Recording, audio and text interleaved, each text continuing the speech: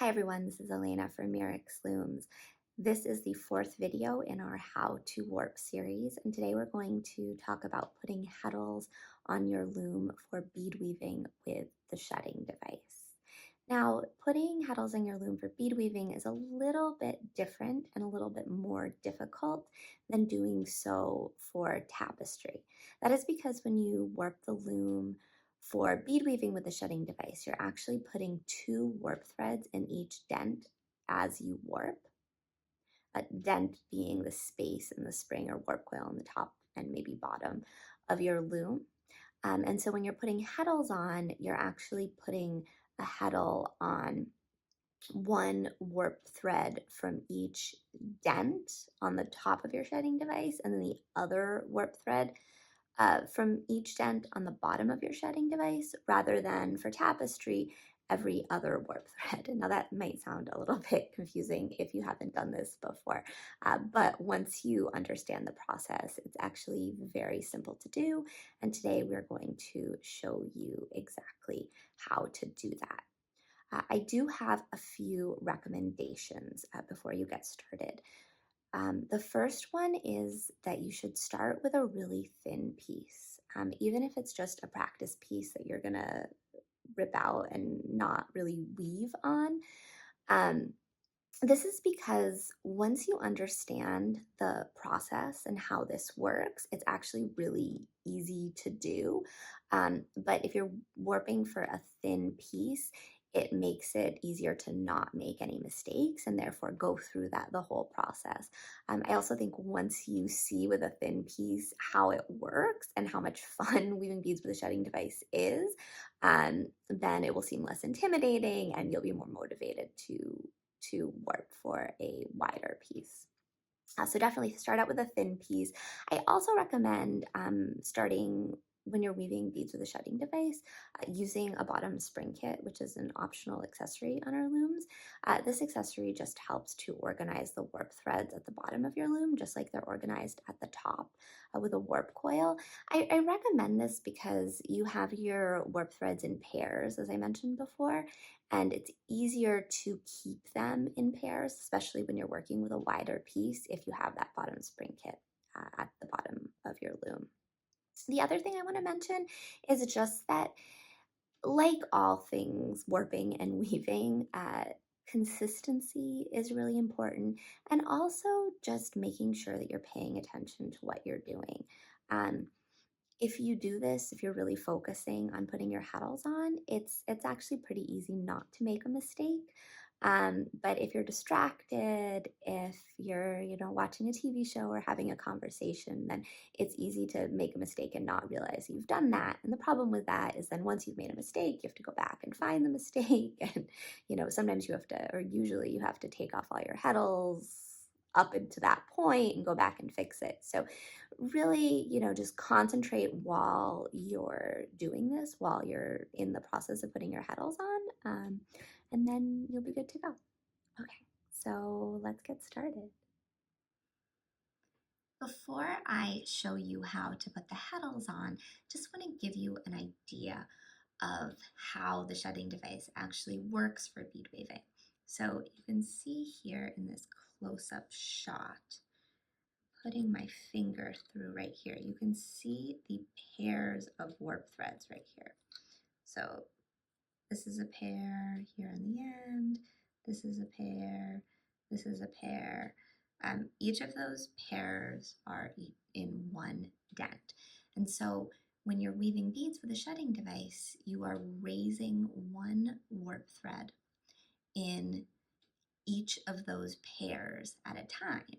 And then what you do, as you can see here, is you thread your beads onto a needle, onto a piece of thread, and you can actually slide it into the space there. And the way the beads are secured is the thread that the beads are strung on is actually secured between those raised and unraised warp threads. And then when you change the shed and you lift up the opposite warp threads, it crosses them and it secures your beads in there. So it's really, really fun. I love to weave beads with a shedding device because it's such a simple, fast, fun process. And I just love how it works. So that is what you are doing when you are weaving beads with a shedding device. And what we're going to talk about now is how to put the heddles on to connect your warp threads to the shedding device.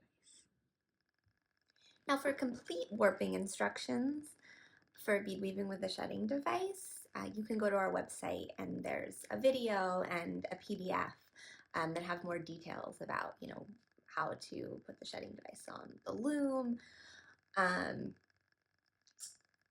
Today I am just going to talk about and focus on the heddling process. Now this is the heddle. This is one of our pre-made heddles. Especially for bead weaving, you could also make your own heddles. We have instructions on our website out of beading thread. So they're a little bit thinner, which is nice, but you can definitely also use our pre-made ones.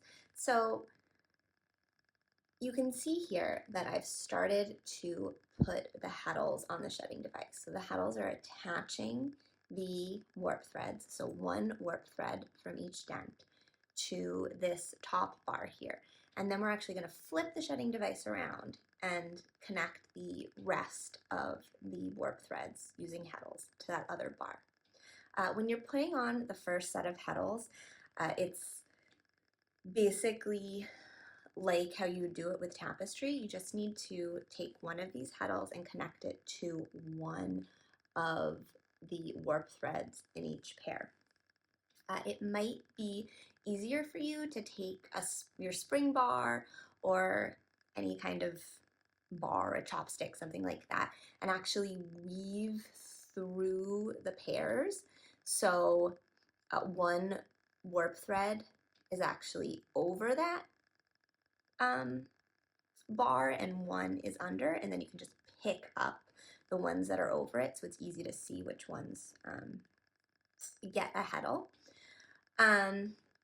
But this part is pretty easy. So we have our heddle here, and actually all that we're going to do is we're going to take our warp thread, so here's our warp thread, and we're going to place that heddle behind the warp thread. And then we're just going to fold it over and we're going to loop it onto the bar. That's it. That's the whole process. Place the heddle behind the warp thread, fold it, and then put it on the bar. And now we are actually done with this side. So we put the bar back and then we will just move the shedding device towards the loom, and now we have that second bar on the top, and we're ready to put on our second set of heddles. Now, if you watched the previous video in our How to Warp series about putting on heddles for tapestry, we talk a lot about troubleshooting for putting heddles on for tapestry. Really, what it boils down to is you want to make sure that you don't make a mistake. And to do that, it's important to be paying attention as you're putting your heddles on. And it's important to keep checking to make sure that you are doing it correctly, that you're not putting two heddles on one warp thread, that you're not skipping a warp thread, just really focusing on going back and saying, okay, was this the correct warp thread? Did I put this on correctly? And also making sure that everything is really neat and tidy. That is incredibly important, especially for putting heddles on for bead weaving. Okay, so here we are ready to put our heddle on our second set of warp threads. Now, this part is a little bit tricky, only because you need to make sure that you're consistent in which side of the first warp thread that has a heddle your second warp thread that has a heddle is. So, I know it's a little bit confusing. We have our first pair right here, and this is the warp thread that already has a heddle. So we're going to make sure that our second warp thread that needs a heddle is to the left of that first warp thread. You could do it in the other direction too. I think in our warping instructions we say to bring it to the right, but as long as it's consistent, it doesn't matter. And then we're just going to do the same thing with all of our other second heddles. So we're looking at our second pair here. We see that this one already has a warp thread, and we're just going to make sure that the second one that we're putting a heddle on is to the left of that first one. Now, the reason that we need to do this is because we don't want the heddles, the warp threads, to get crossed as they're being raised. So we need to make sure that they're in alignment on the top and the bottom. So then we're going to look at our next pair. We see that this one has a heddle and this one is to the left of that one. Then we're going to look at our next pair. Again, we see this has a heddle and this one is to the left of that. So the concept is actually pretty simple. This one has a heddle, and then this one is to the left of that. And there we are. We are all done with this thin piece. You can see how fast that can be. And then we just want to go and check. We want to make sure that everything is being raised correctly, that everything's working smoothly, that everything's organized well. You'll be able to tell right away if there's a problem. Or you will most likely be able to tell right away if there's a problem, especially if there's a big problem. But yeah, everything seems to be working smoothly. So there you go. That's all there is to it. So the one thing to remember when you're warping for bead weaving, well, I guess a couple things to remember. When you're warping for bead weaving, you put 2 warp threads in each dent, the top, potentially bottom of your loom, and you put one set of heddles on one of those threads in each dent and the other set of heddles on the other one. And when you put that second heddle on for each pair, you want to bring that second heddle to the left or to the right of the first heddle as long as you are consistent. So you don't want to bring one to the left and one to the right and another to the left and another to the right. You have to be consistent there. And that's all there is to it. So here we are with our thin piece warped.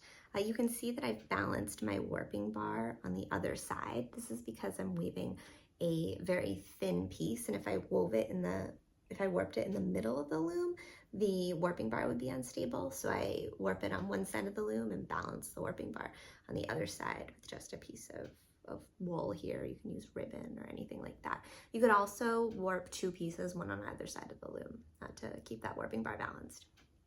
So here is the piece. You can see we have one shed there. We have our raised and lowered warp threads, and then you move it in the other direction, and now the other warp threads are raised.